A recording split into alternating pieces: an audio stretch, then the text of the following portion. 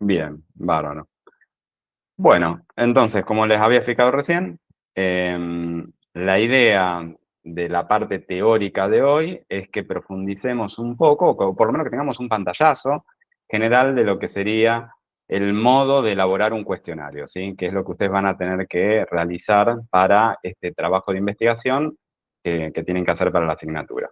Entonces, lo primero, si quieren ustedes a modo de introducción, es plantearnos por qué, primero, cuál es la lógica de que ustedes tengan que hacer un trabajo de investigación a lo largo de la carrera de medicina. Y eso tiene que ver, por supuesto, con que una de las competencias que se pretende en este plan de estudio que tienen ustedes en la carrera de medicina de la UAI, una de las competencias es adquieran el conocimiento y el manejo de lo que se llama popularmente como método científico, y que sean competentes para desarrollar justamente un proyecto de investigación. ¿Sí?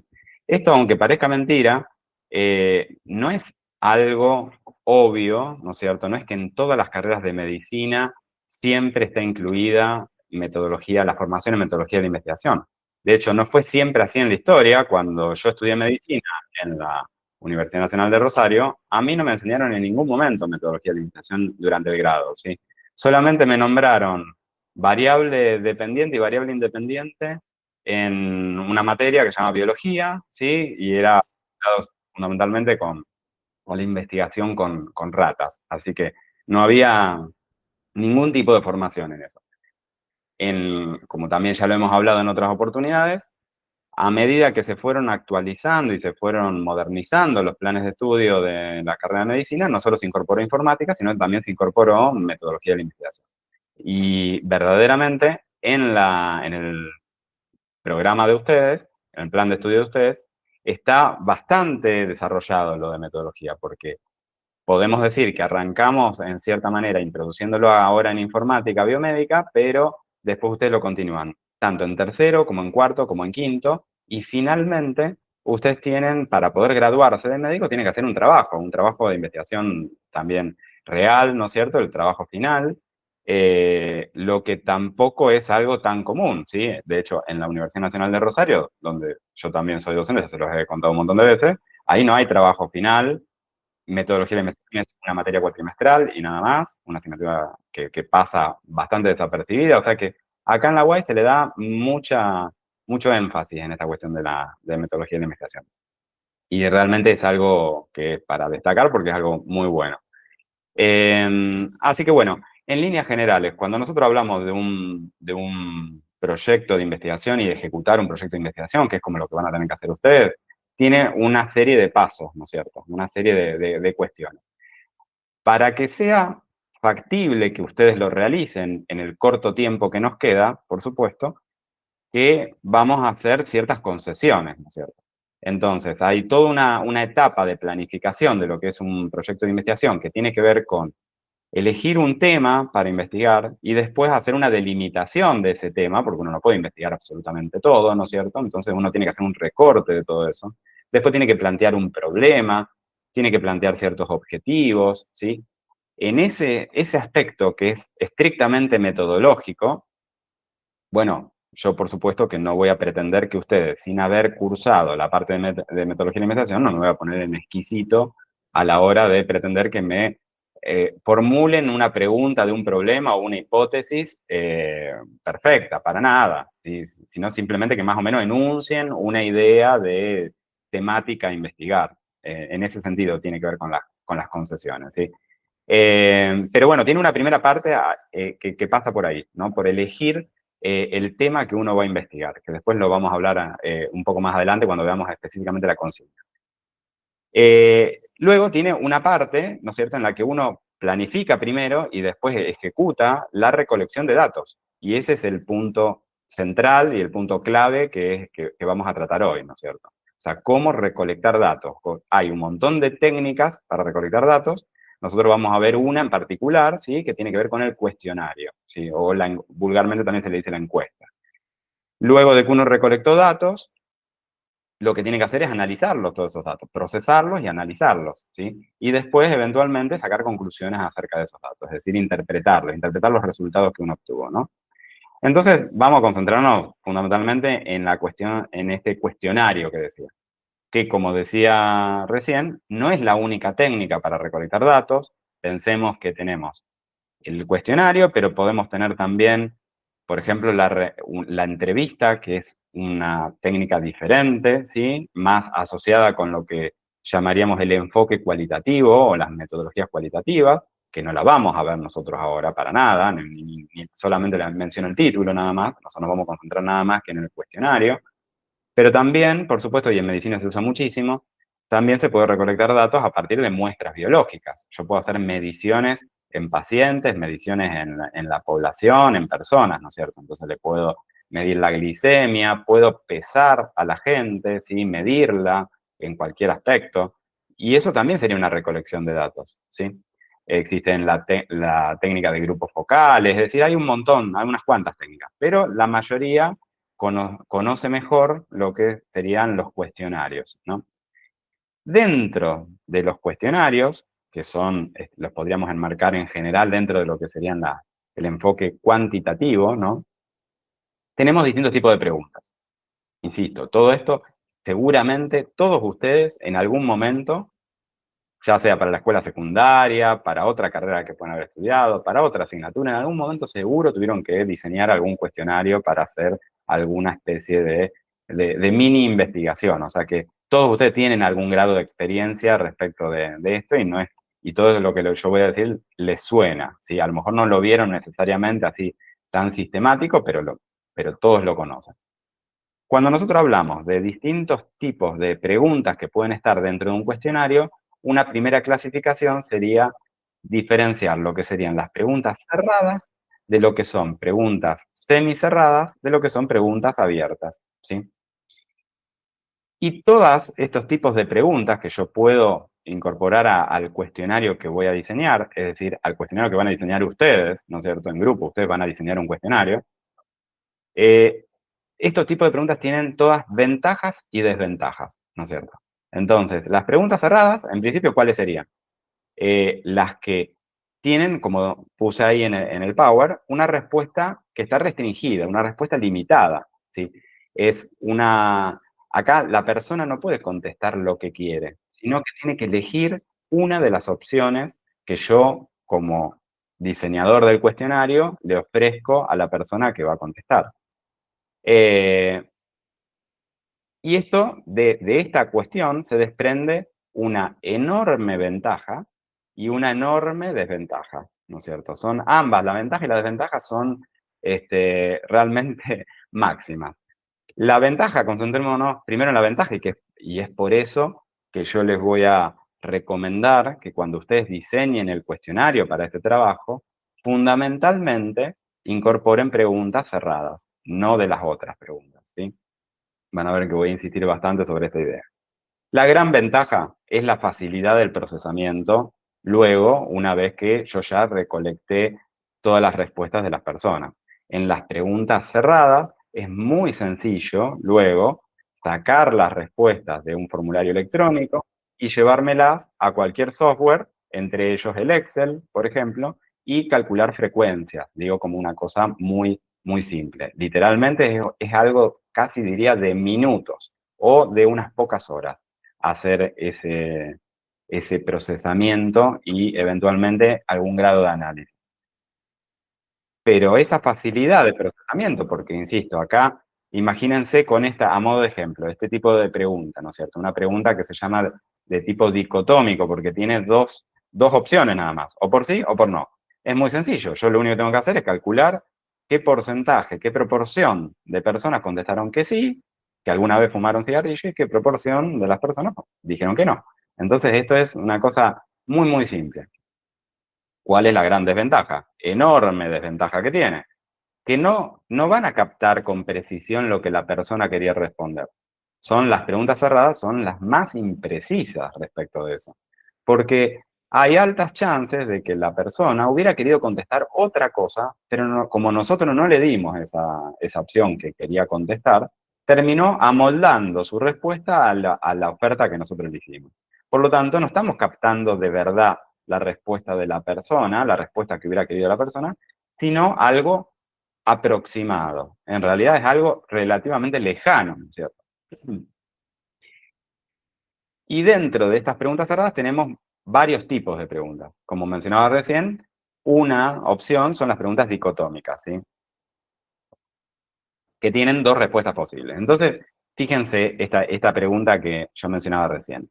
Van a ver que todos los ejemplos de preguntas que les pongo no son preguntas que me inventé yo, sino preguntas que fui encontrando en distintos cuestionarios que se han usado en algún momento, ¿sí? O sea que la culpa de los planteos de las preguntas son de otras personas, simplemente.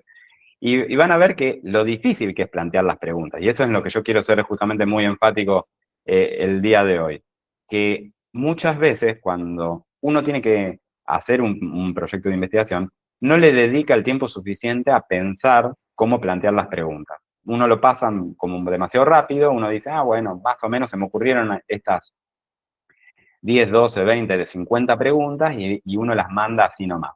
Y después tarde, porque ya es tarde, cuando vos ya saliste a terreno y ya empezaste a recolectar las respuestas, ahí te das cuenta que tenían un montón de errores. Entonces yo voy a insistir mucho con esta idea de que hay que detenerse, dedicarle tiempo a cada una de las preguntas y pensarlas del derecho, del revés, pensar a ver qué es lo que te pueden llegar a querer contestar, pensarlas desde muchos puntos de vista, preguntarle a otros a ver qué opinan acerca de esa pregunta. O sea, no es una tarea, no es una pavada, digamos, hacer preguntas para un cuestionario. Entonces, fíjense, esta pregunta parece muy inocente. Uno diría, ¿alguna vez fumó cigarrillo? Pareciera que uno podría decir, bueno, es una pregunta que no tiene nada raro, y sin embargo, ¿cuál es el inconveniente que le podemos encontrar a esta pregunta? Que no es ni muy específica ni muy clara acerca de lo que está preguntando. Porque, ¿qué pasaría si la persona que tiene que contestar, como muchos, seguramente la mayoría, porque no, ¿qué no vamos a encontrar? Que la mayoría de las personas van a contar que no. Eso es simple, porque hoy, si hacemos hoy la encuesta, la pregunta, es más frecuente que me contesten que no fuman cigarrillos que fuman cigarrillos. Ahora, de los que no fuman cigarrillos, de que no fuman habitualmente cigarrillos, es probable que una gran parte de ellos en algún momento hayan probado el cigarrillo. Alguna vez hayan fumado. Incluso a lo mejor fumaron 1, 2, 10 cigarrillos, ¿sí? O durante un mes a lo mejor fumaron cigarrillos. A lo mejor 30 años atrás fumaron un cigarrillo. Entonces, si uno piensa la pregunta por cómo está formulada, estrictamente la persona que fumó un cigarrillo debería contestar que sí, que alguna vez fumó un cigarrillo.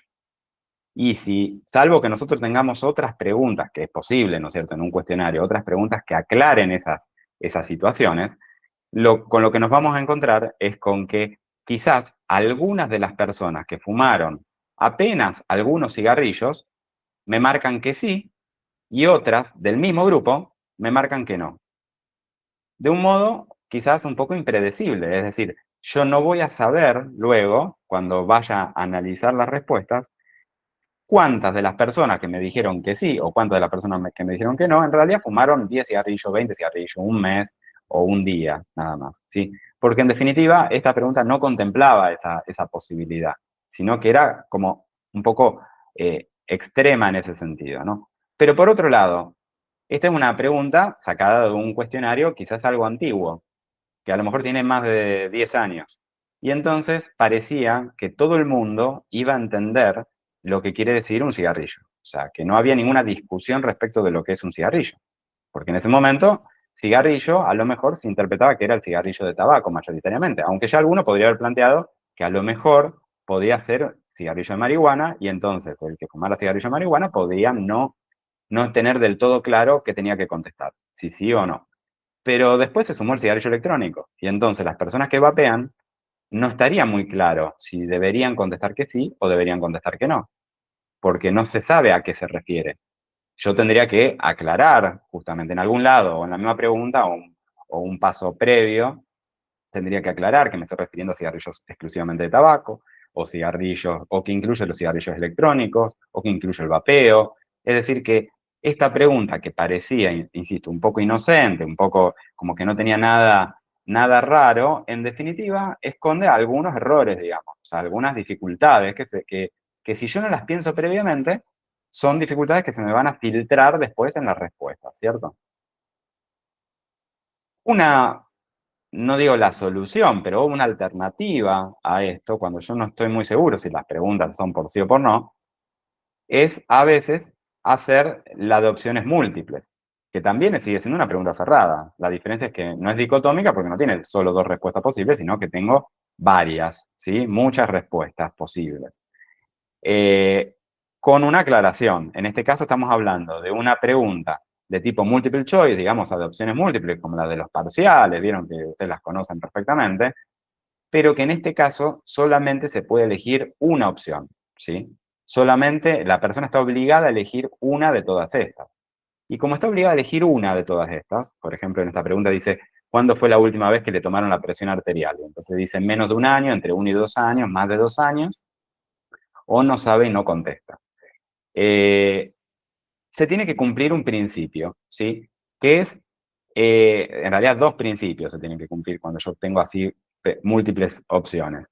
Por un lado, las opciones que yo seleccione, o sea, que yo enuncie, tienen que incluir todas las posibles respuestas. Es decir, lo que me quiere contestar la persona tiene que encontrarlo entre todas las opciones, ¿sí? No puede ser que la persona quiera contestar algo o deba, más que quiera, no, no es una cuestión de querer, sino que lo que debería poder contestar la persona, yo no lo preví y no aparece como opción.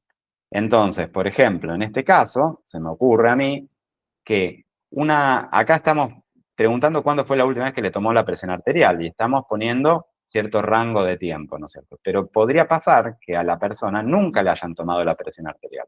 Y entonces, si no te tomaron nunca la presión arterial, no puedes poner menos de un año, no puedes poner entre 1 y 2 años y no puedes poner más de 2 años, porque no tiene el mismo sentido decir que hace más de 2 años que vos te tomaste por última vez la presión arterial que decir que nunca en la vida te tomaron la presión arterial. Ni tampoco es exactamente no lo sé y no quiero contestar.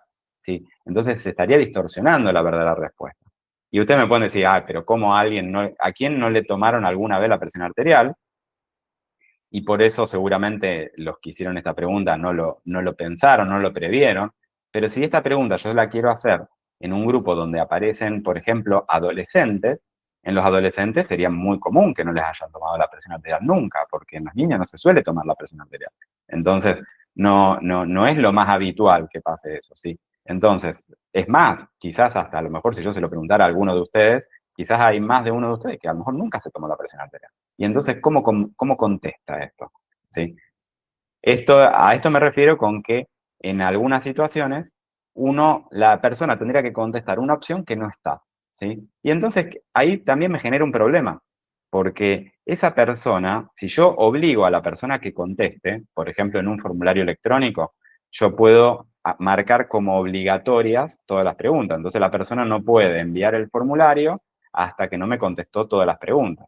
Si yo esta la pongo como obligatoria, entonces la persona para poder olvidarme y digamos sacarse de encima el formulario, se va a ver obligada a elegir, a hacer un tatetí. Y va a terminar marcando cualquiera de las opciones, la que le parezca, a lo mejor la que le parezca más aproximada o marca cualquiera. Con lo cual me termina sesgando los resultados, me termina distorsionando los resultados que obtengo. ¿Entienden por qué es tan importante pensar este tipo de cosas?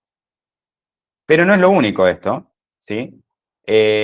Porque del mismo modo que tengo que cumplir este principio de que tiene que incluir todas las posibles respuestas, un poco en un sentido casi opuesto, a su vez, las opciones tienen que ser mutuamente excluyentes. Es decir, no se pueden solapar las distintas opciones que yo estoy dando, ¿sí?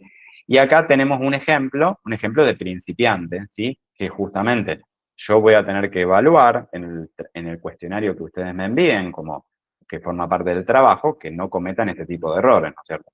Entonces, ¿qué es lo que tenemos acá? Tenemos que en un cuestionario preguntan la edad, ¿sí? El rango etario en el que se encuentra la persona, y entonces entre las opciones pusieron una opción de entre 10 y 20 años, en otra opción entre 20 y 30 años, otra opción entre 30 y 40, y así sucesivamente. ¿Qué es lo que pasa acá? La persona que tiene 20 años no sabe cuál de las opciones es la que tiene que marcar. No sabe si tiene que marcar la opción 1 y juntarse con las personas más jóvenes, o la opción 2 y juntarse con las personas más viejas. Entonces, esto claramente es un error, insisto, de principiante, pero que todos caemos a veces en estos errores, porque en este caso porque hay números y entonces parece como más evidente. Pero a veces, cuando nosotros tenemos que poner afirmaciones con palabras, ciertos enunciados, a veces no nos damos cuenta que se superponen esos enunciados, ¿sí? Y que entonces la persona a veces no sabe cuál de todas las opciones marcar por culpa de eso, ¿sí? Pero también nos puede ocurrir que justamente, como no podemos, del modo como planteamos la pregunta, no podemos poner opciones que se excluyan entre sí, porque a veces hay preguntas como esta, que dice, ¿cuál de las siguientes personas vive en el mismo hogar que usted? Acá no podrían ser mutuamente excluyentes, porque las opciones, digamos, son que vos podés vivir con tu padre, con tu madre, con tu madrastra, con hermanos, abuelos. Entonces, obviamente, la lógica sería que acá la persona que responde marque más de una opción, ¿sí? Y esto es, desde el punto de vista metodológico, es absolutamente válido, está totalmente correcto esto. Esto también sigue siendo una pregunta cerrada, pero donde se puede seleccionar más de una opción, ¿sí? Ahora, ¿por qué les pongo acá este cuidado, no es cierto? Bueno, porque el problema, y por eso yo les voy a recomendar a ustedes que cuando tengan que hacer este cuestionario, no armen preguntas de este estilo, ¿sí? O las limiten al máximo, ¿sí? Porque después no son tan fáciles de procesar esto. Esto parece simple, pero en realidad no lo es. ¿Por qué? Porque cuando yo voy a ver el formulario después, a través de Excel, es decir, que voy a abrir con Excel el formulario electrónico, o los resultados del formulario electrónico, las respuestas del formulario electrónico, yo me voy a encontrar con algo más o menos así. Voy a tener, en cada una de las filas, voy a tener cada una de las personas que respondieron, es decir, todo el conjunto de respuestas a todas las preguntas que respondió cada una de las personas, ¿sí?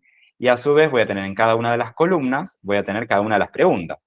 Entonces, supónganse que yo tengo 20 preguntas, bueno, en cada columna va a aparecer una de esas preguntas. En la celda me aparece justamente el dato, ¿no es cierto? La respuesta a esa pregunta por esa persona. Entonces, si una de las personas que completa la encuesta, me contesta, selecciona padre y madre, bueno, me va a aparecer en una misma celda padre, coma madre, ¿sí? Si la persona 2 me contesta padre, madre y otros parientes, va a ser otra combinación de respuestas, ¿sí? Y para Excel, madre, abuelo, padre, madre, padre, hermano, hermana, padre, madre, hermano o hermana, son distintas combinaciones, por lo tanto son valores completamente distintos. Y yo lo que quisiera luego es, obviamente, cuantificar qué proporción de todos los que respondieron marcaron al padre o a la madre, ¿sí? Como convivientes. Resulta que no lo voy a poder hacer porque, de manera fácil, porque cuando Excel, con una tabla dinámica, por ejemplo, me elabore un gráfico dinámico, va a ser algo parecido a esto, es decir, lo que va a contabilizar van a ser las combinaciones, que tantas veces esta misma combinación se repite. Es decir, me va a contar, por ejemplo, cuántas veces aparece padre-madre, cuántas veces aparece padre-madre otros parientes, lo que no tiene ningún sentido, ninguna utilidad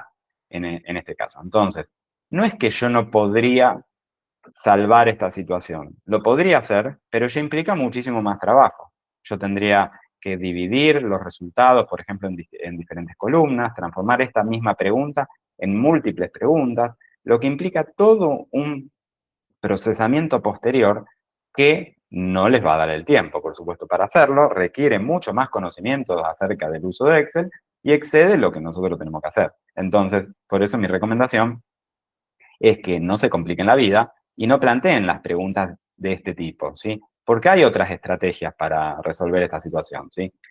Por ejemplo, acá cambiamos de pregunta, pero es el mismo estilo, ¿no es cierto? Acá había una pregunta en la que decía, en las últimas 4 semanas consultó ¿no es cierto? Y lógicamente esta pregunta implica que puede tener varias respuestas posibles, o sea, al médico, al dentista, al psicólogo, al kinesiólogo, decía, ¿no es cierto? Entonces, bueno, lógicamente marcar más de una.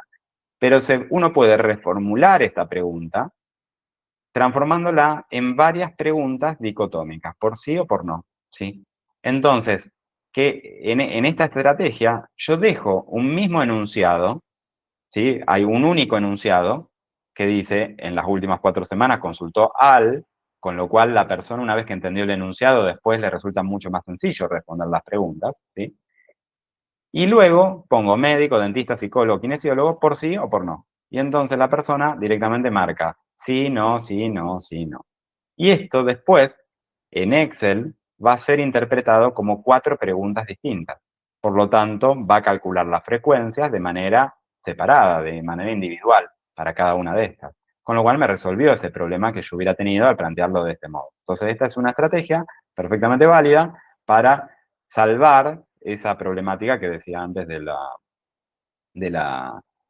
digamos, de lo que es el procesamiento que después va a hacer Excel. Si ustedes están familiarizados con formularios de Google, habrán visto que formularios de Google tiene una parte en la que te hace como unos gráficos para que vos puedas analizar rápidamente los resultados del formulario. Y en esa parte de los gráficos, Google sí tiene la habilidad de identificar y de separar las distintas respuestas y de calcular porcentajes.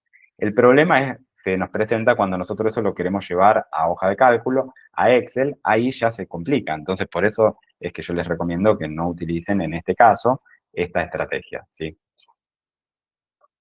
Bien, y por último, dentro de lo que son las preguntas cerradas, también tenemos otro tipo de preguntas que se llaman preguntas de escala de Likert, ¿sí? Que estas también las conocen ustedes y al igual que yo y todo el mundo, las hemos sufrido, las sufrimos permanentemente, ¿no? Estas son preguntas que tienen la característica de que te permiten graduar la respuesta. Entonces, uno plantea un cierto enunciado, a veces una afirmación o una pregunta, y entonces vos le das la opción de que la persona conteste, por ejemplo, como en este caso, que dice, ¿qué valoración le da al servicio de la plataforma SIU de la UTN? Muy malo, malo, bueno, muy bueno, excelente. Entonces va desde muy malo a excelente. Pero puede ser también que vaya desde nunca a siempre, desde no es importante a muy importante, o las peores para mí, las más difíciles, que son desde muy en desacuerdo a muy en acuerdo, pasando por en desacuerdo o ni en acuerdo ni en desacuerdo o de acuerdo y muy, bueno. En definitiva, esto en general suelen tener cinco opciones, pero pueden tener 3 o pueden tener, a veces tienen 6. Es relativamente variable, pero es como que muchas veces uno usa la de 5. Insisto, esto tiene la ventaja de que yo puedo poner un montón de afirmaciones, y de hecho eso es lo que se suele hacer, te ponen un montón de afirmaciones y vos básicamente tenés que ir completando, ¿no es cierto? O sea, todo el listado de afirmaciones y te tenés que ir tildando si estás, por ejemplo, muy de acuerdo o en desacuerdo. Esto lo habrán visto, por ejemplo, en un montón de encuestas de opinión que te hacen las telefónicas, esto es bastante característico. Llevas el auto a hacer el service de la Chevrolet, de la Ford o de la que sea, y cuando te retirás te hacen alguna de estas encuestas, pero seguramente también les ha pasado en la universidad, la UAI seguramente les ha hecho encuestas de este estilo, a mí también me han hecho encuestas de este estilo, y a lo largo de la vida uno las sufre permanentemente. ¿Por qué digo que uno las sufre? Porque uno la primera afirmación, la segunda, la tercera, uno la responde más o menos de manera consciente, con ciertas ganas, pero cuando después empezás a ver la hoja y te encontrás con que hay 35 o 50 afirmaciones que vos tenés que diferenciar minuciosamente si estás muy de acuerdo o de acuerdo nada más, llega un punto en el que te terminás mareando y lo que querés es que se termine la tortura y terminás marcando cualquier cosa, ¿sí?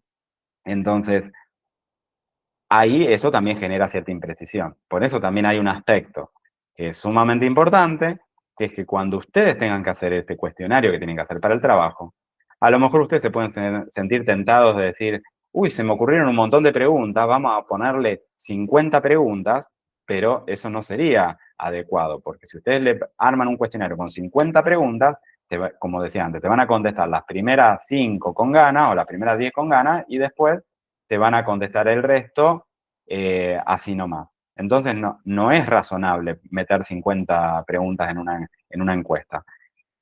Tampoco sería razonable meter 5 preguntas, porque con 5 preguntas uno, ¿qué podría indagar? Absolutamente nada. Entonces yo les sugiero que tengan como un número más o menos razonable, que es alrededor de 20 preguntas. 20 preguntas más o menos, ¿no es cierto? Todo va a depender del problema que ustedes planteen, de lo que estén investigando, de una serie de cuestiones, pero que tengan siempre a la vista el hecho de que no pueden extenderse, no, completar la encuesta no puede demorar media hora o una hora, porque ustedes no le pueden robar una hora a cada una de las personas, porque nadie te va a regalar una hora para recolectar este tipo de datos, ¿sí?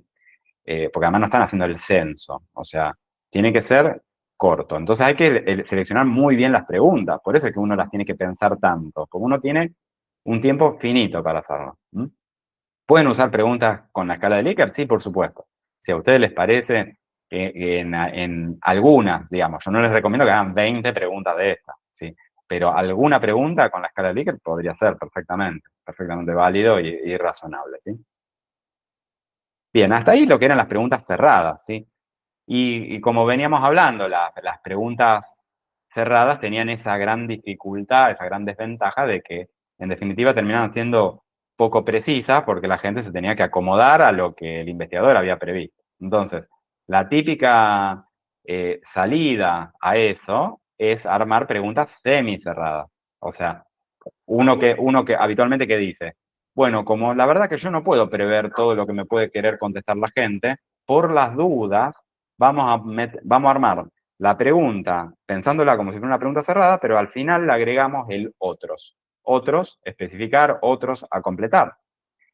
Y eso a priori parece una salida elegante y simple, ¿no es cierto? Y es cierto, para formular la pregunta, eso es simple, pero tiene esa ventaja de que entonces la persona va a poder escribir con cierta restricción, porque uno le pone unos puntitos suspensivos, porque uno quiere que te cuente su vida, vos querés simplemente que complete con una palabra o con un par de palabras. Eh, pero esto puede tener, digamos, consecuencias también peligrosas, podríamos decirlo, que es que mucha gente te conteste el otros, porque cuando uno plantea una serie de opciones sugeridas y el otros es porque querés que el otro sea la opción menos seleccionada, ¿sí? Que a lo mejor vos querés que no más del 1%, 2%, 3% te conteste el otro. Ahora, si un montón de gente te marca el otros y te lo escribe, a vos te va a generar dos problemas. Uno es que, en principio, uno el otros no lo procesa. Es decir, uno simplemente se limita. Vamos a ejemplificarlo con lo que está planteado acá, ¿no es cierto? Que dice, por ejemplo, ¿cuál es su profesión? Marque solo una. Y dice, médico, enfermero, cientistas sociales u otros especificados. Resulta que si nosotros nos encontramos con que vamos a hacer esta encuesta en un sanatorio, por ejemplo, y vamos a tener, por ejemplo, un montón de kinesiólogos que van a tener que marcar el otros. Entonces, a lo mejor hay 200 profesionales en un sanatorio y de esos 200 profesionales capaz que tener, qué sé yo, 30 que son kinesiólogos, otros tantos que son psicólogos, otros tantos que pertenecen a lo mejor a otra categoría profesional que vos acá no la enumeraste. Entonces, otros a lo mejor representan el 50% de todos los que te respondieron esta encuesta.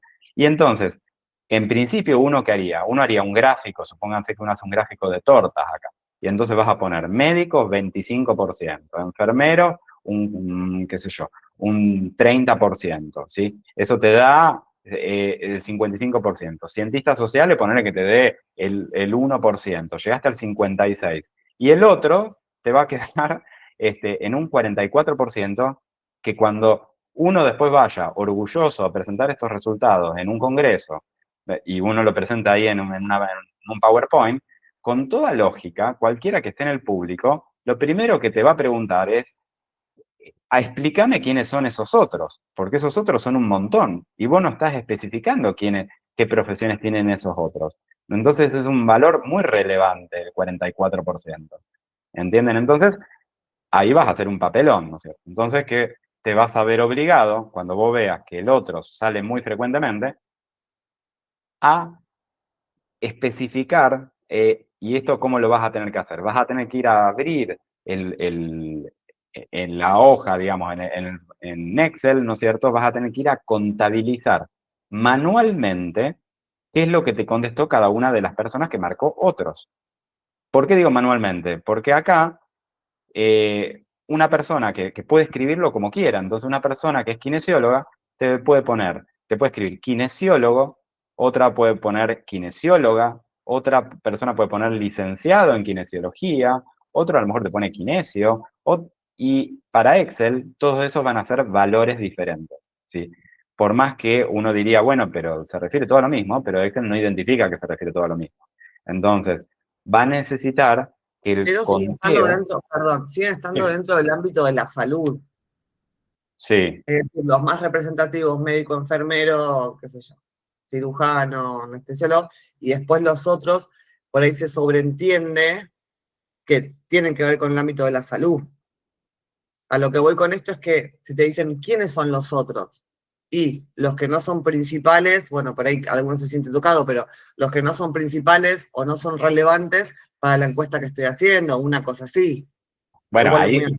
ahí ya planteas un tema con el que tendremos que ser muy cautelosos porque depende al congreso al que vaya, quizás no, no es muy conveniente que yo diga los principales somos los médicos y todos los kinesiólogos que están presentes en el público no son relevantes. Pero Pero relevante es que a la encuesta que hice, o sea, el criterio con el que yo hice la encuesta para bla, bla, sí, sí, ponele. te entiendo perfectamente. Pero como acá estamos utilizando una metodología que es cuantitativa, porque en definitiva estamos haciendo todo esto en definitiva para hacer el cálculo de frecuencia. Y entonces la importancia muchas veces la genera la frecuencia, es decir, la repetición. Si yo tengo que lo que más se repite es una de esas opciones, por más que yo diga, pero para mí no eran importantes, pasan a ser importantes porque vos los incluiste en la encuesta y en la encuesta se repetían a cada rato. Entonces eso te magnifica la importancia. Yo te entiendo perfectamente lo que vos decís, que uno toma decisiones, uno tiene que seleccionar, uno dice, bueno, pero a mí lo que me interesaba era tener saber con precisión, fundamentalmente me interesaba la relación, por ejemplo, entre médicos y enfermeros. No me interesaban todos los otros. Y bueno, y si no me interesaban todos los otros, yo lo tendría que haber puesto como un criterio de exclusión. Tendría que haber dicho, esta encuesta es para que la respondan solamente enfermeros y médicos, a los otros que no contesten. No decir, bueno, son otros, no me importan. ¿Me entienden, no es cierto? Que es clave esa cuestión. Entonces, el otro debería ser la opción menos seleccionada. Pero guarda que también puedo tener otra complicación, ¿sí? Eh, Fíjense que acá aparece, insisto, no me lo inventé yo, esto lo encontré por ahí, que alguien utiliza la formulación de cientistas sociales, ¿no es cierto? Dice médico, enfermero, cientistas sociales. Si esto yo lo fuera a hacer, esta encuesta, la fuera a hacer en los centros de salud, yo me voy a encontrar con que va a haber un montón de personas cuya profesión es trabajador social, ¿sí? Entre otros, ¿no? Puede que haya antropólogos, puede. Y a mí me queda la duda si los trabajadores sociales se autoperciben cientistas sociales o no. Eso no, porque no es un término que sea transparente. ¿Qué quiere decir cientista social? O sea, uno diría, bueno, también un poco como el otro, los que son de las ciencias sociales. Pero los que son de las ciencias sociales también, a su vez, se diferencian entre ellos, porque no es lo mismo el que pertenece a las ciencias sociales pero ejerce una actividad profesional que el que se dedica a la investigación pura y exclusivamente, a la teorización. O sea, no es lo mismo un filósofo que el trabajador social que trabaja con personas concretamente, está todos los días ahí en el territorio. Entonces, a mí me queda la duda si quizás, a lo mejor, los trabajadores sociales a lo mejor no seleccionan cientistas sociales y me seleccionan el otros y se ponen como trabajador social. Y eso me genera un doble problema, porque por un lado, yo a lo mejor había pensado que los trabajadores sociales tenían que estar en cientistas sociales, pero ellos no entendieron eso y entonces se me pusieron en otros, y entonces me baja la frecuencia de cientistas sociales, porque yo lo había puesto por ellos, y para no poner trabajadores sociales, yo puse cientistas sociales para incluir trabajadores sociales, antropólogos y todos esos otros que son de las ciencias sociales. Y resulta que se me escapan, la gente se me escapa y se me va al otros. Cuando se me van al otros y me ponen trabajadores sociales, entonces yo voy a tener que ir manualmente a cambiarlos de categoría y voy a tener que contar uno por uno y voy a decir, no, no, pará, no te me escapes. Los trabajadores sociales van en cientistas sociales y los tengo que andar corriendo, con lo cual ahí empieza todo ese procesamiento que yo digo tenemos que tratar de evitarlo, porque es lo que después te consume un montón de tiempo. Pues yo tengo que andar editando todas las respuestas, lo que es un lío. O sea, a lo mejor para ustedes no es un lío, porque ustedes dicen, bueno, nosotros vamos a hacer, qué sé yo, 100 respuestas y de 100 yo las puedo revisar. Pero a lo mejor tenés 1000, o 5000 o 10.000, y en 10.000 yo no puedo hacer esa cosa artesanal, ¿sí? Porque no es la lógica de la metodología cuantitativa. Entonces, por eso tengo que tener, por eso insisto con esta cuestión de pensar bien las categorías que uno utiliza. Entonces, no siempre la pregunta semicerrada es la solución a todo. Yo les recomiendo que ustedes apenas algunas, si ustedes quieren, pongan como semicerradas. No pongan todas como semicerradas porque se van a sorprender de que hay una gran tendencia de la gente que responde a querer diferenciarse de los otros y marcarse acá en el otro y escribir cualquier cosa en el otro, ¿sí? O sea, la gente es como que hay cierto sector de la población que no quiere ser metido en esa bolsa en la que son las otras categorías. Así que bueno. Una última pregunta con esto de los otros. Y uno no puede Sí. hacer una categoría en Excel que diga otros, no importa cuáles, no importa qué, es como que eso le saca categoría a la investigación, no puedes poner otros, listo, Sin 20. especificar. Claro, Sí, podría, a veces se hace eso, pero ta- ta- te, digamos, no te da ese juego, ¿no es cierto?, de que, vuelvo a lo que decía antes, te llega a dar que el 60% marcó otros y vos encima tampoco recolectaste el dato de quiénes eran esos otros, y ahí directamente tenés que anular la pregunta. claro, queda raro. Va a quedar muy raro, vas a decir, ah, bueno, sí, me contestaron, o vas a tener que hacer un invento medio raro que no sería del todo correcto, que sería excluyo esa categoría, digo que el 100% en vez de incluir al otro, saco al otro, poner que el otro te lo contestaron el 60%. Y entonces me Sí, quedo con el 40% que sí que me contestó otra cosa que no es otros, y lo llevo al 100 eso. Entonces digo, claro, bueno, entre médicos y enfermeros eran el 45% médicos y el 55% enfermeros. Y no le digo a nadie que en realidad yo había preguntado por otros y como todos me marcaron otros. Pero claro, está no ahí tiene en el mucha límite. lógica tampoco, porque después, si vos lo vas a playar en una planilla de Excel, es como más complicado. No te Gracias. van a coincidir la cantidad de respuestas que vas a tener. Así que eso puede ser un problema. O sea, está perfecto tu pregunta, ¿eh? Porque es totalmente válido eso que decís vos. Son todas esas decisiones que uno tiene que ir tomando. Todo esto que yo les estoy mostrando es para que ustedes vean el nivel de involucramiento que uno tiene que tener a la hora de plantear un cuestionario que parece una pavada. Tú decías, tiene una pregunta y ya está.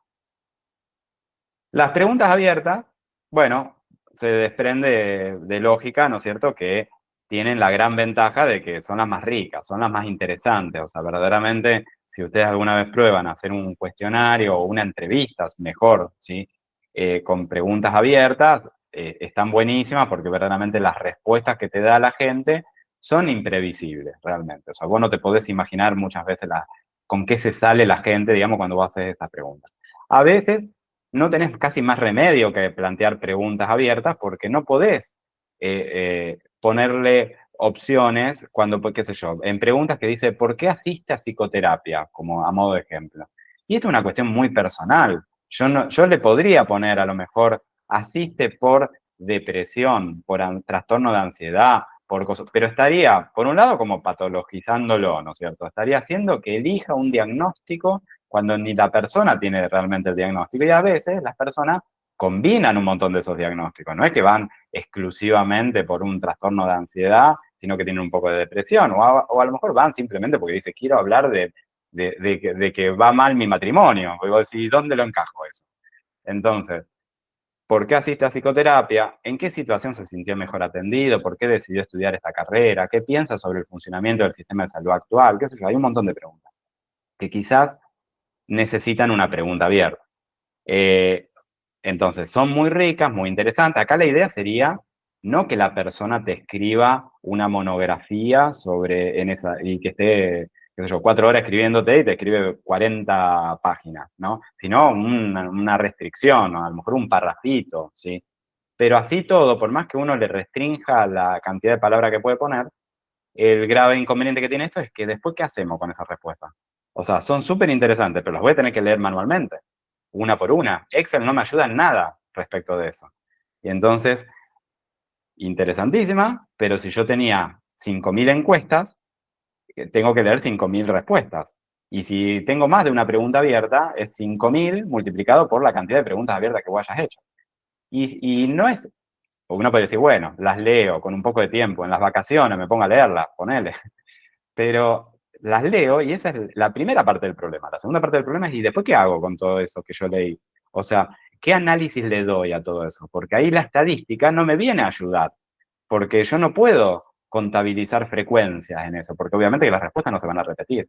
Entonces tengo que hacer un análisis más de índole cualitativa, podríamos decir, donde yo a lo mejor tengo que transformar todas esas respuestas, agruparlas según ciertas categorías, podría ser una estrategia, con lo cual ya requiere otro nivel de conocimientos que no era simplemente calcular porcentajes, que es una pavada, y me lo hace Excel, ¿entienden? Entonces, yo les recomiendo que ustedes cuando vayan a hacer este cuestionario, si ustedes quieren probar con una pregunta abierta, como para ver qué onda, está buenísimo. Y después lo que van a tener que hacer es leer todas las respuestas y hacer algún comentario como les salga, ¿no es cierto? O sea, decir, hacer un análisis que donde va a estar la subjetividad de ustedes, por supuesto, y está perfecto que así sea. Pero no hagan un cuestionario con 20 preguntas abiertas porque no vamos a saber qué hacer después con eso. ¿Se entiende? Eh, Así que bueno, hasta acá esta categorización que yo decía, preguntas cerradas, semicerradas y preguntas abiertas.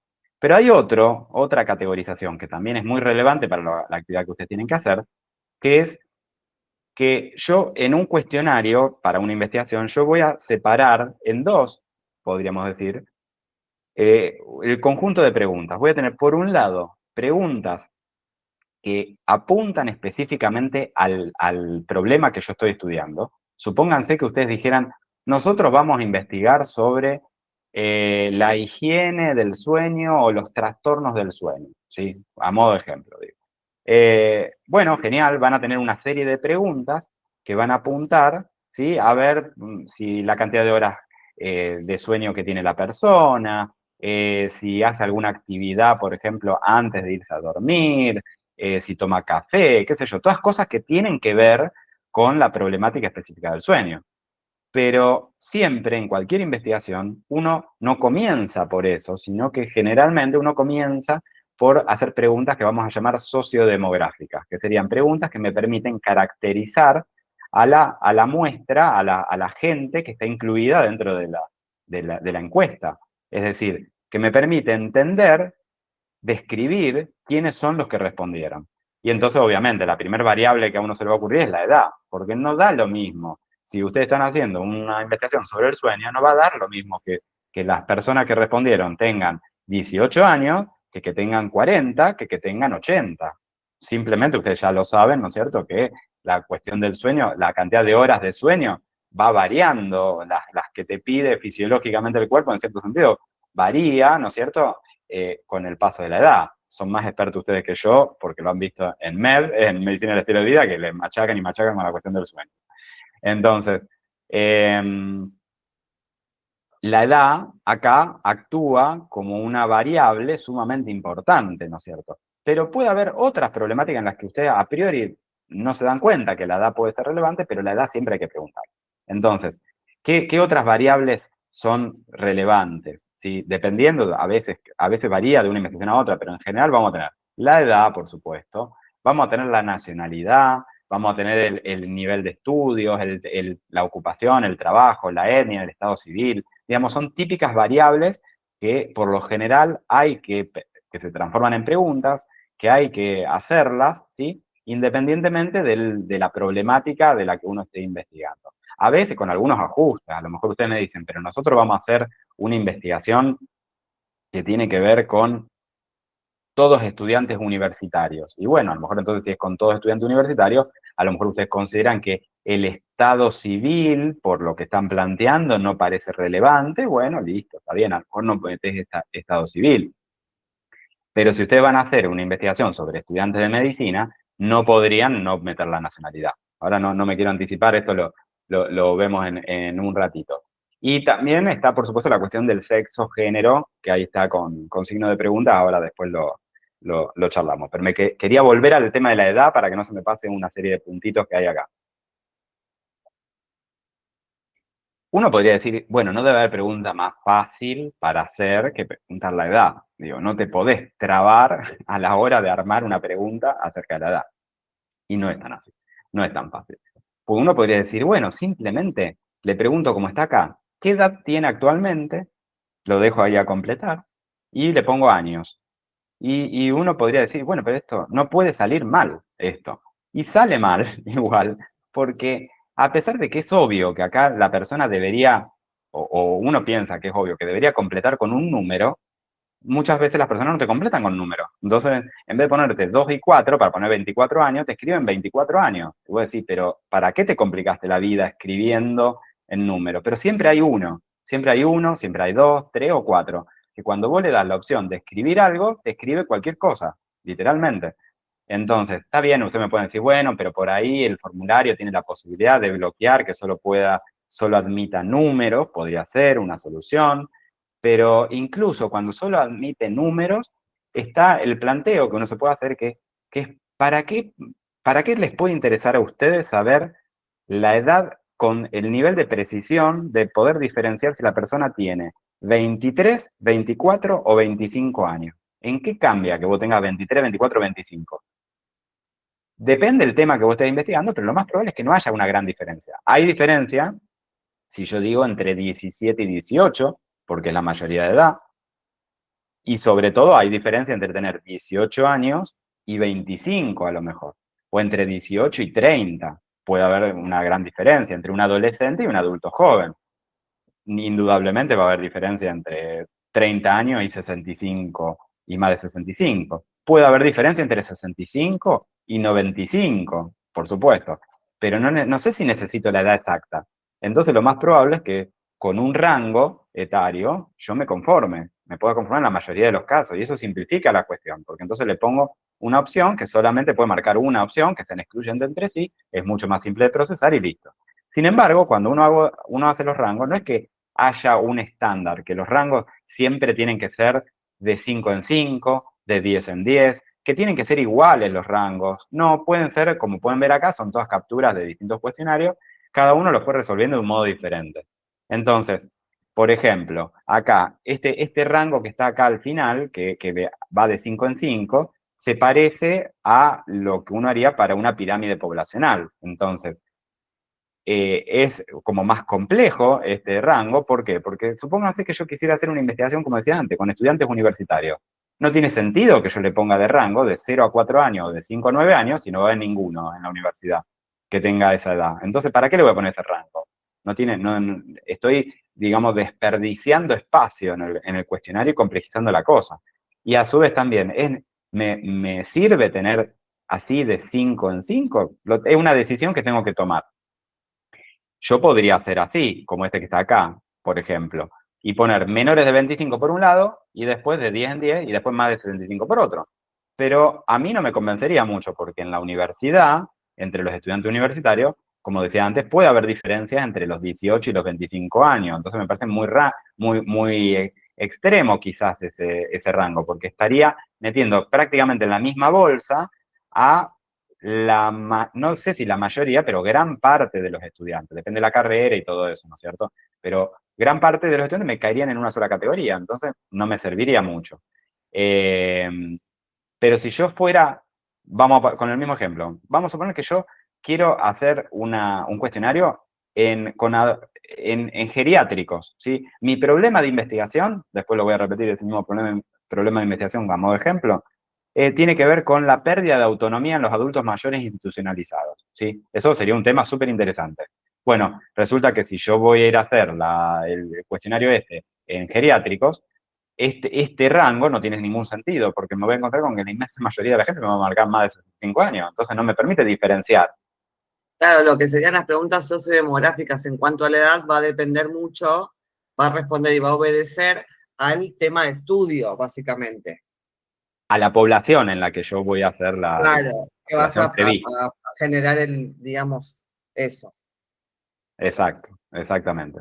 Entonces, si yo quiero diferenciar adultos mayores, y bueno, a lo mejor necesito algo más parecido a esto, que va de 65 a 74, de 75 a 84, de 85 y más. Entonces ahí sí tengo adulto mayor joven, anciano, ¿viste? Y ese tipo de cosas. Entonces, bueno, son decisiones, insisto, estas son decisiones que van a tener que tomar ustedes y que, bueno, hay que pensarlas previamente, ¿no? Dentro de las otras variables sociodemográficas, yo decía, bueno, aparece la nacionalidad. La nacionalidad no siempre va a aparecer, pero si yo, en nuestro contexto, ¿no es cierto? Si yo voy a hacer la investigación y la voy a hacer sobre estudiantes de medicina, ¿sí?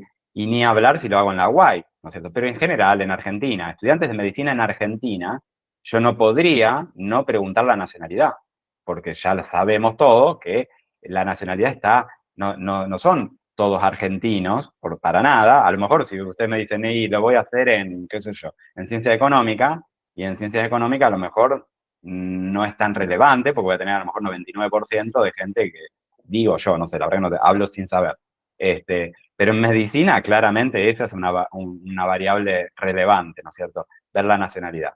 Y por supuesto, que no la puedo plantear como está acá, que es casi un chiste. Dice, ¿cuál es tu nacionalidad? ¿Argentina u otra? Un poco como lo que vos planteabas antes, Soledad, que decías lo de los kinesiólogos, como con los que no importan. Entonces, acá yo estoy transmitiendo verdaderamente un mensaje. Igual lo peor es etnia, esa como que ya demencia total. Sí. O sea, con el planteo de la pregunta, yo transmito un mensaje. Eso uno no lo tiene que desconocer. Yo le estoy indicando cosas a la persona y la persona se puede ofender, claramente, con todo derecho del mundo se puede ofender con cómo uno lo plantea. Entonces yo digo, acá me importan los que son argentinos y todos los otros es la misma bolsa de gato. Entonces, obviamente, que los que marquen el otros no van a tener mucha estima respecto a eso. Entonces, porque es como que uno no los está valorizando. Entonces, en el caso de estudiantes de medicina, indudablemente yo lo primero que tengo que hacer es ver, bueno, che, más o menos, ¿cuáles los estudiantes de medicina de qué nacionalidades son las más frecuentes? Y acá también voy a tener que tomar una decisión. A alguien lo voy a tener que excluir, pobrecito. A alguien lo voy a mandar a otro, porque si yo diría primero, y Argentina, Brasil, Chile, Colombia, son como los que no me puedo olvidar. Pero no podría sacar el otro. Esta no tengo más remedio que hacerla semi-cerrada. Porque todos los años, acá en UAI, en la UNR, en cualquier lugar de medicina, uno se encuentra con gente que vos decís, que viene de países, que vos decís, pero mirá, yo nunca hubiera pensado que de ese país iban a venir a estudiar medicina a la Argentina. Entonces, uno tiene que contemplar la posibilidad de que vengan desde lugares remotos que uno no había previsto, ¿sí? Eh, Así que tiene que estar, por supuesto, el otro, ¿no? Pero los más frecuentes tienen que estar, tienen que estar como opciones, ¿no es cierto? Y es un dato relevante, porque si yo voy a analizar ciertas cuestiones vinculadas con los comportamientos, la nacionalidad, con todo lo que tiene que ver con las costumbres y demás, es un analizador relevante, ¿sí? Por supuesto, nivel de estudio, trabajo, etnia. ¿Por qué yo puse esto de sexo, género acá entre signo de interrogación? En otros momentos en los que yo hablaba de este mismo tema, hacían más énfasis en la cuestión del sexo género. Después, ahora como que lo dejo medio de costado, ¿por qué? Porque si no nos vamos para ese tema, digamos, y fácilmente nos podemos llegar a quedar una hora nada más que discutiendo el tema de sexo género y termina siendo una clase discutiendo lo que es la perspectiva de género, que es sumamente interesante y muy importante, por supuesto, pero como que ya no vamos, ya como que ya no estamos yendo demasiado de lo que sería la informática. Entonces, 10 años atrás o 15 años atrás, a nadie le importaba esa categoría y entonces vos veías sexo y era masculino o femenino, nadie la pensaba dos veces, aparecían todas las encuestas, no había, era totalmente irrelevante. Ahora ya no es así. Ahora, por suerte, en algunos aspectos, pero también eso te genera cierta conflictividad, ya no es nunca fue, de hecho, una categoría neutra, pero parecía como que era una categoría neutra. Ahora nos dimos cuenta que no era algo neutral, y entonces no es lo mismo preguntar sexo que género. Si yo lo que estoy indagando, sobre todo, tiene que ver con cuestiones más de comportamientos, costumbres y demás. La categoría que me interesa es género, porque sexo no me dice nada. O sea, sexo biológico va a ser muy útil si yo estoy investigando cáncer de próstata o cáncer de mama, podría ser relevante saber el sexo. Pero si yo estoy pensando en averiguar qué sé yo, si fuman, si el consumo de alcohol y todo eso, la categoría relevante no es el sexo, ¿sí? O no es la más importante. Entonces tendría que preguntar del género. Pero ¿y cómo lo pregunto? Uy, es un lío. Nadie la tiene clara cómo preguntar, porque vos podés decir, bueno, te pregunto por la identidad de género y te pongo algunas opciones. Y cuando entras a ver las opciones que vos querés poner, no le encontrás la vuelta nunca, porque siempre falta alguien, o alguien se puede sentir ofendido, o no se siente identificado, o lo que sea. Entonces, no digo que usted no lo pregunte. Ustedes, por supuesto, que lo pueden preguntar, pero digo que no me explayo mucho en el tema y bueno, será problema de ustedes después ver cómo lo resuelven si es que la quieren incorporar esa categoría. Así que bueno. Vamos para cerrar toda esta parte, vamos a enumerar algunas cuestiones de lo técnico vinculado con cómo generar el formulario de Google, ¿sí? Formulario de Google, como decía antes, seguramente todos ustedes en algún momento han hecho un formulario de Google, seguro fueron víctimas de un formulario de Google porque lo completan, de hecho lo completan ahora para el presente, entonces todos han tenido experiencia con completar un formulario de Google, pero con diseñarlo, seguramente también un montón de ustedes lo han hecho. Es re fácil, no amerita que uno le dedique horas a esto. Para el que por ahí no tiene idea, qué sé yo, de cómo encontrarlo, una de las múltiples modos de entrar a un formulario de Google es a través de Drive. Si uno entra a Drive y pones generar nuevo documento, entonces entre las posibilidades de documento te aparece la posibilidad de generar un formulario de Google, ¿sí? Yo les recomiendo que usen formularios de Google, no formularios de Microsoft, ni ninguno de los otros, sobre todo ninguno de los otros NN que pueden llegar a encontrar por la web, porque van a ser diferentes de lo que yo les estoy mostrando. Y entonces a lo mejor alguna de las herramientas capaz que no la tienen. Entonces es mejor que se familiaricen con el de Google, que es el más usado, y en todo caso después eligen el que más les guste, pero más adelante. Cuando ustedes ponen para generar un formulario de Google, bueno, obviamente que van a tener un lugar para ponerle el título al cuestionario, una descripción que es interesante también para explicar en qué consiste la encuesta que ustedes van a hacer. Y después te va a ir apareciendo la posibilidad de generar preguntas, ¿no? Dentro de las posibles preguntas, fíjense, vamos a relacionar cómo es la jerga que usa Google con lo que estaba hablando antes. Entonces, las dos primeras opciones, estas de preguntas, que son respuesta corta y párrafo, se refiere a preguntas abiertas, ¿sí? La de opción múltiple, casillas de verificación y lista desplegable, se refiere a la de preguntas cerradas o semicerradas, ¿sí? Y las que dice escala lineal, cuadrícula de opción múltiple y cuadrícula de casilla de verificación, ahora las vamos a ver, se refieren también a las de opción múltiple, o sea, no a las de opción múltiple, a preguntas cerradas, ¿sí? Sería para hacer, por ejemplo, las de escala de Likert, ¿sí? Entonces, eso es más o menos el pantallazo general de los distintos tipos de preguntas que tenemos. A modo de ejemplo, si yo pongo respuesta corta, lo que me va a aparecer es apenas como un renglón para escribir, ¿sí? Podría ser, si yo quisiera hacerlo de la edad, por ejemplo, preguntar alguna cosa, como, pues supónganse que yo preguntara, no sé, algo que quiero que me escriban, ¿no? Dentro de la de opciones múltiples, fíjense, esto es importante, la de opciones múltiples que me permite seleccionar una sola respuesta, es decir, marcar una sola respuesta, me va a aparecer con circulitos. Se llama opción múltiple, pero además la voy a ver, la voy a visualizar como circulitos. Después tengo otra que funciona operativamente igual que la de opción múltiple, que se llama lista desplegable, que lo que me permite es esconder las opciones. Entonces yo aprieto ahí en la flechita y voy a ver, qué sé yo, todas las opciones que tengo.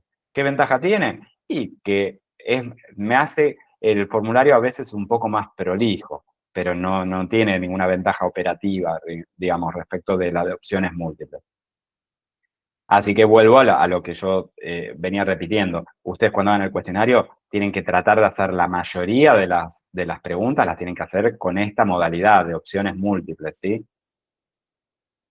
Podría ser una alternativa hacer esta que se llama cuadrícula de opción múltiple. Esto es tomar para un mismo enunciado, es decir, para una misma pregunta, seleccionar distintas afirmaciones y entonces acá tienen una especie de escala de Likert, ¿sí? Entonces dice, a su juicio, ¿cuánto riesgo de hacerse daño físicamente de otro modo corren las personas que hacen lo siguiente? Entonces dice, fumar cigarrillos ocasionalmente y vos marcar ningún riesgo, un ligero riesgo, un riesgo moderado.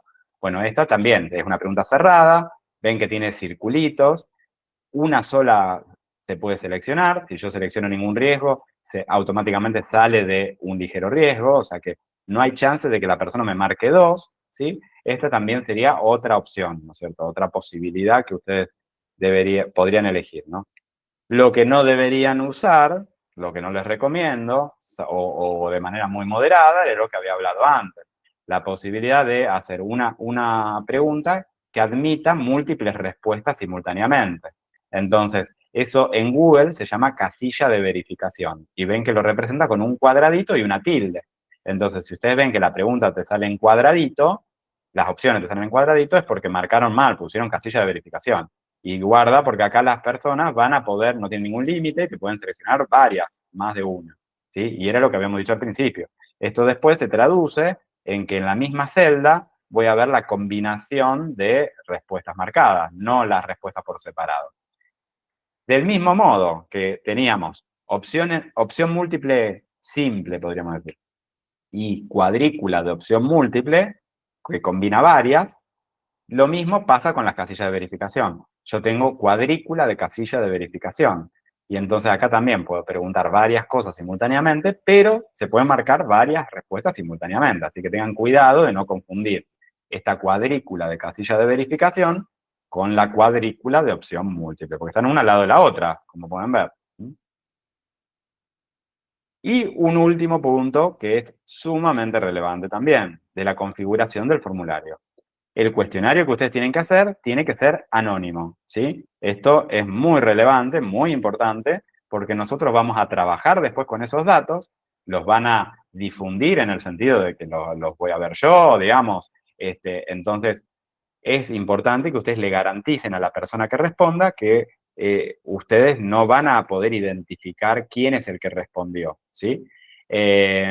Entonces, para que eso realmente ocurra, hay que configurar un par de opciones y yo ya sé que poner Google y anónimo en la misma oración es como un sinsentido, o sea, esto es contradictorio porque nada que uno haga con Google va a ser anónimo, ¿no es cierto? Pero al menos uno tiene que transmitirle a la persona que está haciendo todo lo posible como para no identificarlo. Si después Google lo identifica, bueno, es problema entre la persona y Google, pero no nuestro necesariamente. O sea, nosotros no lo vamos a poder identificar. Y entonces acá hay dos cuestiones que hay que marcar. Una es que hay que seleccionar que no recopile las direcciones de correo electrónico. Esto tiene que marcarse como no recopilar. ¿Por qué? Porque si yo pongo que las recopile, justamente lo que va a hacer es que cada persona que responda, por más que yo no le haya preguntado el nombre, es decir, por más que no haya tenido que completar el nombre, me va a listar el correo electrónico desde el que lo hizo, con lo cual lo puedo identificar. Entonces, es necesario que yo ponga no recopilar. Pero hay otra opción que está oculta, está más abajo y que uno no la asocia con eso, con la cuestión identificatoria, que es que uno tiene que poner acá, lo de limitar a una respuesta tiene que estar desactivado, ¿sí? Esta opción de limitar a una respuesta desactivada. Habitualmente viene activada esta. ¿Y qué es lo que hace esa opción? Esa opción lo que controla es que una misma persona no conteste más de una vez. Entonces, ¿cómo lo controla? Y porque Google registra el usuario y contraseña, más que el usuario y contraseña, el usuario desde el que se está respondiendo, es decir, el mail de la persona que está respondiendo, y controla que desde ese mail no se manden dos respuestas. Esto verdaderamente no viola el anonimato para nosotros, es decir, literalmente nosotros no tendríamos ningún modo de identificar a la persona si nosotros lo dejáramos activado esto, ¿sí? Porque lo que a nosotros nos da los mails es lo de la recopilación, la opción 1. Con esta opción no influye en que nosotros podamos identificar o no a la persona, pero sí, ¿en qué sentido va a influir? En que la persona que te está contestando, a la persona que está contestando, Google le va a exigir que se loguee, que ingrese el usuario y la contraseña. Y entonces, como le va a exigir el usuario y la contraseña, la persona no te va a creer que la encuesta es anónima, porque va a decir, vos me decís que es anónimo, pero yo si no pongo el usuario y la contraseña no lo puedo responder. Entonces, el único modo de evitar que Google le exija el usuario y la contraseña es sacarlo del limitar a una respuesta. tiene una consecuencia, que es que la persona te podría contestar 2 veces, 3 veces, 5 veces. Pero bueno, uno a veces prefiere, digamos, esa posibilidad, que tampoco es que la gente sea tan fanática y tenga tanta gana de contestarte, o sea que agradeces si te contestan una vez, 2 veces, 3 veces, es medio improbable que lo hagan. Entonces puede que haya 1, 2, 3, pero no va a ser tan significativo. Me parece más significativo lo de garantizar la cuestión de de que la persona se quede tranquilo, que puede contestar con libertad, que no va a pasar nada. Bien, hasta acá más o menos se entendió toda esta cuestión respecto más de lo metodológico y de lo técnico. La idea ahora sería pasar yo comparto pantalla lo que es la consigna, que después yo se las voy a mandar, el PDF que después les voy a mandar por WhatsApp, para que ustedes, o sea, lo vamos comentando, ¿sí? Específicamente. Esperen un segundito que cambio de pantallita. No, sé cualquiera. Yo tengo una pregunta en cuanto a las preguntas abiertas. Sí, Que la dale. persona puede explayarse un poco más, ¿no es cierto? En las preguntas abiertas.